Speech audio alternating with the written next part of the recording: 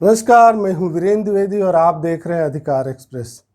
भारत के प्रधानमंत्री नरेंद्र दामोदर दास मोदी हैं। हमारे देश में सबसे ताकतवर व्यक्ति को ही प्रधानमंत्री माना जाता है, क्योंकि उसके हाथों में पूरे देश की बागडोर होती है।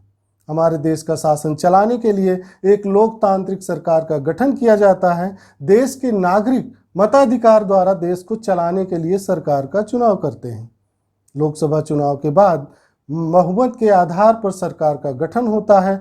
इस सरकार का प्रमुख प्रधानमंत्री होता है, जबकि राष्ट्रपति केवल नाम मात्र का राष्ट्र प्रमुख होता है। लेकिन वस्तुतः देश की शासन व्यवस्था की बागडोर प्रधानमंत्री के हाथों में ही होती है।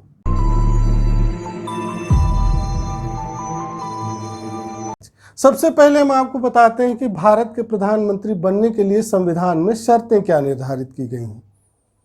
उसे भारत का नागरिक होना चाहिए, लोकसभा या राज्यसभा का सदस्य होना चाहिए। यदि वह लोकसभा का सदस्य है तो उसकी उम्र 25 साल या उससे अधिक होनी चाहिए, और यदि वह राज्यसभा का सदस्य है तो उसे 30 साल का होना आवश्यक। वह व्यक्ति भारत का प्रधानमंत्री नहीं बन सकता है जो भारत सरकार के या किसी राज्य सरकार के अथवा किसी स्थानीय या अन्य प्राधिकारी के तहत किसी भी सरकार के अधीन रहकर लाभ का कोई पद रखता हो।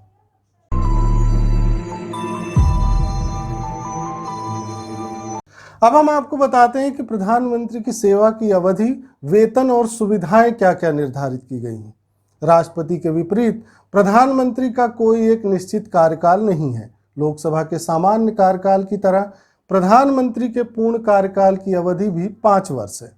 हालांकि यदि वह निचले सदन के विश्वास मत को खो देता है तो यह अवधि पहले भी समाप्त हो सकती है। इसलिए कहा जा सकता है कि जब तक प्रधानमंत्री लोकसभा में विश्वास मत में है तब तक वह सत्ता में रह सकते हैं। प्रधानमंत्री राष्ट्रपति को अपनी इच्छानुसार भी लिखित रूप में इस्तीफा दे सकते हैं। प्रधानमंत्री का वार्षिक वेतन करीब 19 लाख रुपए है। उनका मूल वेतन 50,000 रुपये है। इसके अलावा दैनिक भत्ते के हिसाब से मासिक 62,000 रुपये और संसद भत्ते के तौर पर उन्हें 45,000 रुपये मिलते हैं। उन्हें निजी स्टाफ के तौर पर भी भत्ते मिलते हैं। प्रधानमंत्री को प्रदान की जाने वाली प्रमुख सुविधाएं हैं। 5 लोक कल्याण मार्ग आधिकारिक निवास इन्हें मिलता है। इस निवास का आधिकारिक नाम पंचवटी है। विशेष संरक्षण दल एसपीजी के व्यक्तिगत कर्मचारी जो उनकी सुरक्षा के लिए जिम्मेदार होते हैं। प्रधानमंत्री के आने जाने के लिए कई बुलेट प्रूफ कारें मिलती हैं। प्रधानमंत्री को यात्रा के लिए विशेष विमान एयर इंडिया 1 मिलता है, और उन्हें कई निजी कर्मचारी मिलते हैं जो उनका कार्य करते हैं।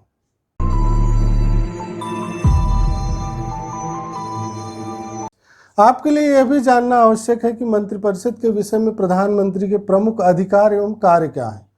प्रधानमंत्री देश के राजनीतिक दल का नेता और संसद के बहुमत दल का नेता होता है। प्रधानमंत्री अपने मंत्रिमंडल के अन्य सदस्यों को नियुक्त करने, मंत्रिमंडल से बर्खास्त करने, मंत्रिमंडल से उनके त्यागपत्र को स्वीकार करने की सिफारिश राष्ट्रपति से करता है। वह अपने मंत्रिमंडल के सदस्यों को विभाग का आवंटन कर सकता है तथा किसी मंत्री को एक विभाग से दूसरे विभाग में स्थानांतरण कर सकता है। मंत्री नियुक्त करने हेतु अपने दल के सदस्यों के नाम राष्ट्रपति को सुझाव देता है। राष्ट्रपति केवल उन्हीं लोगों को मंत्री बना सकता है जिनके नामों की सिफारिश प्रधानमंत्री करता है। प्रधानमंत्री मंत्रिमंडल का प्रधान होता है और उसकी मृत्यु या त्यागपत्र से मंत्रिमंडल का विघटन हो जाता है। प्रधानमंत्री का यह कर्तव्य है कि वह संघ के कार्यपालक के प्रशासन संबंधी और विधान विषयक की सूचना राष्ट्रपति को दे, और यदि राष्ट्रपति किसी ऐसे विषय पर प्रधानमंत्री से सूचना मांगता है तो प्रधानमंत्री राष्ट्रपति को सूचना देने के लिए बाध्य है। प्रधानमंत्री मंत्रिमंडल की बैठक की अध्यक्षता करता है और बैठक में लिया गया निर्णय उससे प्रभावित होता है। यदि राष्ट्रपति चाहता है कि किसी बात पर मंत्रिपरिषद विचार करे तो वह प्रधानमंत्री को सूचना देता है। किसी मंत्री को त्यागपत्र देने या उसे बर्खास्त करने की सलाह राष्ट्रपति को दे सकता है। वह सभी मंत्रियों की गतिविधियों को नियंत्रित और निर्देशित भी कर सकता है। आपको बता दें कि यदि प्रधानमंत्री अपने पद से त्यागपत्र दे देता है या उसकी मृत्यु हो जाती है तो अन्य मंत्री कोई कार्य नहीं कर सकते हैं। अर्थात प्रधानमंत्री की मृत्यु के साथ ही मंत्रिपरिषद स्वयं विघटित हो जाती है।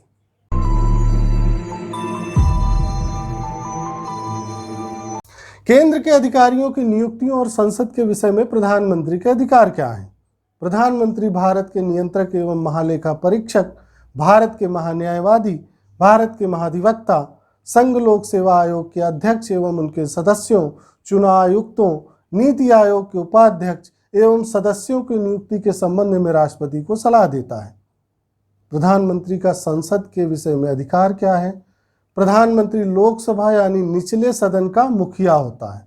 वह राष्ट्रपति को संसद का सत्र बुलाने और उसको समाप्त करने का परामर्श देता है। वह लोकसभा को किसी भी समय विघटित करने की सलाह राष्ट्रपति को दे सकता है। वह सभा पटल पर सरकार की नीतियों की घोषणा करता है। प्रधानमंत्री की अन्य शक्तियां हैं। वह राष्ट्रपति की विदेश नीति को मूर्त रूप देने में महत्वपूर्ण भूमिका निभाता है। वह केंद्र सरकार का मुख्य प्रवक्ता होता है। वह सत्ताधारी दल का नेता होता है। नीति आयोग, राष्ट्रीय विकास परिषद, राष्ट्रीय एकता परिषद, अंतर्राज्यीय परिषद और राष्ट्रीय जल संसाधन परिषद का अध्यक्ष होता है। आपातकाल के दौरान राजनीतिक स्तर पर आपदा प्रबंधन का प्रमुख होता है। वह सेनाओं का राजनीतिक प्रमुख भी होता है।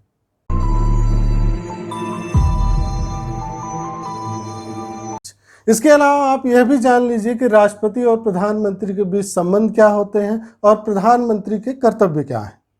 राष्ट्रपति को सहायता एवं सलाह देने के लिए एक मंत्रिपरिषद का गठन होता है, जिसका प्रमुख प्रधानमंत्री होता है।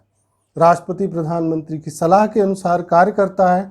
हालांकि राष्ट्रपति मंत्रिपरिषद से उसकी सलाह पर पुनर्विचार करने के लिए कह सकता है और राष्ट्रपति इस पुनर्विचार के बाद दी गई सलाह पर कार्य करने के लिए बाध्य होगा। प्रधानमंत्री की नियुक्ति राष्ट्रपति करता है। प्रधानमंत्री की ही सलाह पर वह अन्य मंत्रियों की नियुक्ति करता है। मंत्री राष्ट्रपति के प्रसाद पर्यंत अपने पद पर बने रह सकते हैं। मंत्रिपरिषद लोकसभा के प्रति सामूहिक रूप से उत्तरदायी होती है।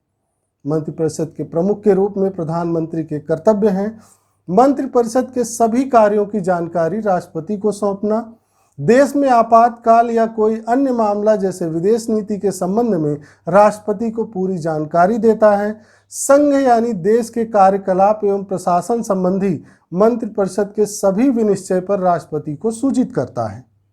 इस प्रकार यह कहा जा सकता है कि भारत की संसदीय व्यवस्था में राष्ट्रपति केवल नाम मात्र का कार्यकारी प्रमुख होता है तथा वास्तविक कार्यकारी शक्तियां प्रधानमंत्री में निहित होती हैं।